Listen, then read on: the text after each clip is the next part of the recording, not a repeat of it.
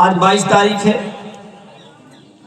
हम सब इकट्ठे हुए हैं मंच पर, हमारे सभी विद्वान लोग, सभी ओबीसी महासभा के साथी, एसटी/एससी माइनॉरिटी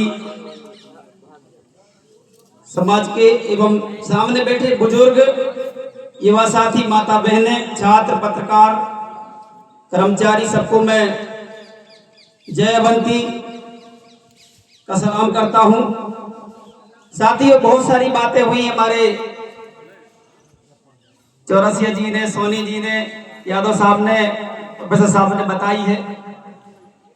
मैं कुछ हटके ऐसी चीजें बताना चाहता हूं जो मुझे लगता है कि वीरांगना अवंतीबाई लोधी जी के बारे में शायद पता नहीं है। और आज जो इस देश के अंदर, सर्वप्रथम तो मैं इस चीज की बधाई देना चाहता हूं आयोजक समिति को कि आपने वीरांगना अवंतीबाई लोधी जी के बलिदान दिवस पर पिछड़ा वर्ग के लोगों को बुलाया है, एसटी/एससी ओबीसी के लोगों को बुला के ये संदेश दिया है कि हमारी एकता आगे बढ़ने वाली है। अगर इसी प्रकार से हम सभी, कुशवाहा समाज की जब जयंती होती है तो लोधी बढ़ चढ़ के हिस्सा ले, यादव बढ़ चढ़ के हिस्सा ले, उर्मी, सोनी, प्रजापति, रजक, साहू, सोनी, ताम्रकर, सभी पिछड़ा वर्ग की जो जातियां हैं, एक दूसरे के महापुरुषों के बलिदान दिवस पर, एक दूसरे के महापुरुषों की जयंतियों पर और सुख दुख में शामिल होना शुरू कर देंगे तो मनुवादियों के होश उड़ जाएंगे। क्योंकि एकता कहां से आएगी?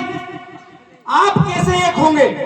हम हो सकते हैं हमारे महापुरुषों के बलिदान दिवस पर, उनकी शहादत दिवस पर, उनकी जयंतियों पर, उनके परिनिर्वाण दिवस पर, ठीक है ना?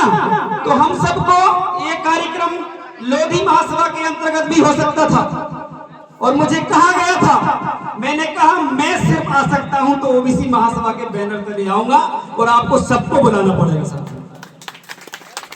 पूरे देश में कार्यक्रम हो रहे अवंतीबाई लोधी जी के, लेकिन कोई भी कार्यक्रम में ना तो आरक्षण की बात की जा रही है, ना ही ओबीसी एकता की बात की जा रही है, ना ही जनगणना की बात की जा रही है, ना ही मध्य प्रदेश में जो 13% होल्ड है उसकी बात की जा रही है, ना ही अपने अधिकारों की बात हो रही है। जो शोषण अत्याचार हो रहा है ना ही उस पर बात हो रही है।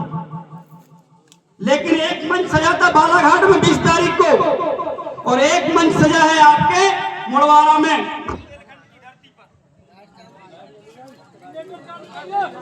जनरेटर में लात मारो वहां तुम्हारा